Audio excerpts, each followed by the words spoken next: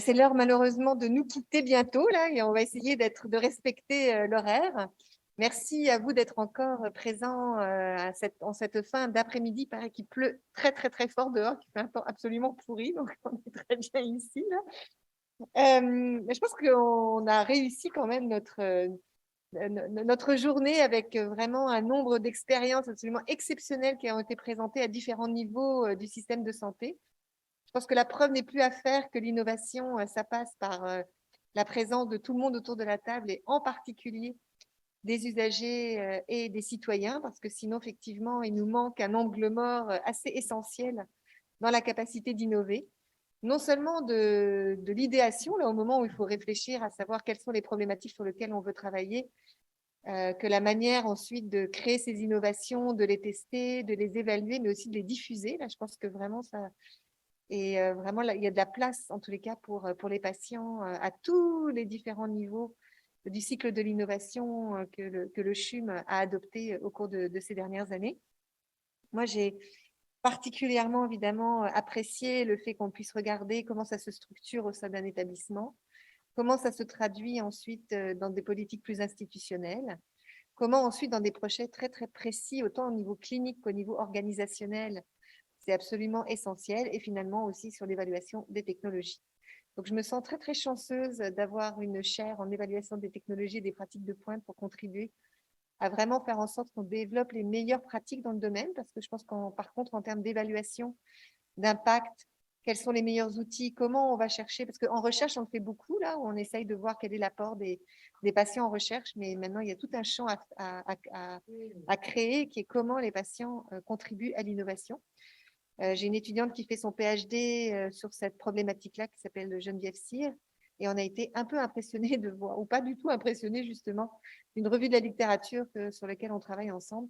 Et finalement, il y a très peu de choses qui est actuellement disponible dans la littérature pour bien comprendre comment on peut évaluer le bénéfice des patients autour de la table pour vraiment contribuer à l'ensemble du cycle de l'innovation. Donc, j'aimerais te demander, Cathy, un peu les messages que l'on doit emporter avec nous et le plaisir qu'on aura de pouvoir les rediscuter dans quelques mois. Peut-être 3 points, je vais finir là-dessus.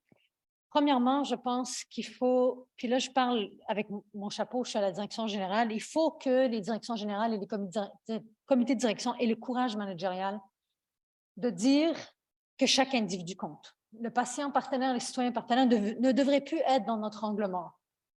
Le futur est un système de santé designé par les patients et non pas aux patients de s'adapter au design fait par des professionnels de la santé. Et ça demande un courage managérial. Et ce courage managérial-là doit être assumé par des directions générales et des comités de direction pour qu'enfin chaque individu soit un vecteur et un agent, incluant le patient et le citoyen partenaire. Donc, je pense que ça, c'est important. Donc, j'ai nommé 2 points. Courage du leadership à tous les niveaux, puis ne plus se permettre que le patient et le citoyen soient un angle mort, mais plutôt qu'on tend vers un design par le patient de notre système de santé. Le dernier point, c'est la richesse de l'international. Alors, un grand merci aux Hospices civils de Lyon. C'est hyper important de s'ouvrir au monde. Et cette collaboration-là qu'on a chaque année aux entretiens Jacques Cartier, elle est riche et en espérant qu'elle va se poursuivre encore pour les 20 prochaines années. Et j'aimerais conclure en remerciant quand même, là, Marie-Pascale, là, tu vas nommer les membres cœur du comité. Oui. Tu as une diapo pour ça, j'espère? Elle est où ta diapo pour remercier les gens qui ont organisé tout ça? Voilà, les noms sont là. Alors, moi, je vais les remercier parce que toi, tu as travaillé fort. Donc, je remercie, si vous les voyez à l'écran, un remercie très sincère au nom du CHUM, puis je pense que les Hospices civils de Lyon vont aussi étendre ces remerciements-là à toutes ces personnes-là qui ont travaillé à l'organisation, puis aux bailleurs de fonds. C'est ça? Ça, c'est des bailleurs de fonds, ça? Oui, super. Parce que c'est sur tous les projets qu'on a présentés. Parce que l'organiser un colloque comme ça demande du travail, puis il faut des gens qui travaillent là-dessus. Donc, un énorme merci, Marie-Pascale, à toutes les personnes.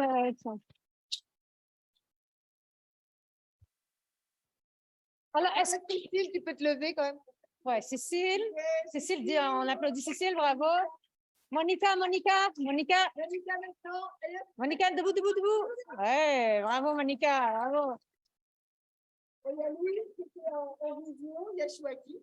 Chouaki, tu peux te lever là. Oui, elle a posé des questions. Vas-y, qui d'autre? Levez la main. Ah là là là. Annie. Bravo, Jessica. Bravo, bravo, bravo. Annie. Nesrine, elle est encore dehors. Ah non, elle est là. Là, bravo, Nesrine. Et Gaëlle. Gaëlle. Gaëlle. Bravo, Gaëlle. Alors, attends la date des prochains entretiens. Ben, normalement, c'est un an plus tard. Là, Mais la même date? Ah oui, normalement, ça devrait être là. Alors, c'est un rendez-vous l'année prochaine, 28, 29 et 30 novembre. Et à Lyon. À Lyon. Alors, les Montréalais, on cotise pour aller à Lyon. Sur ce, bonne soirée. Bonne soirée tout le monde.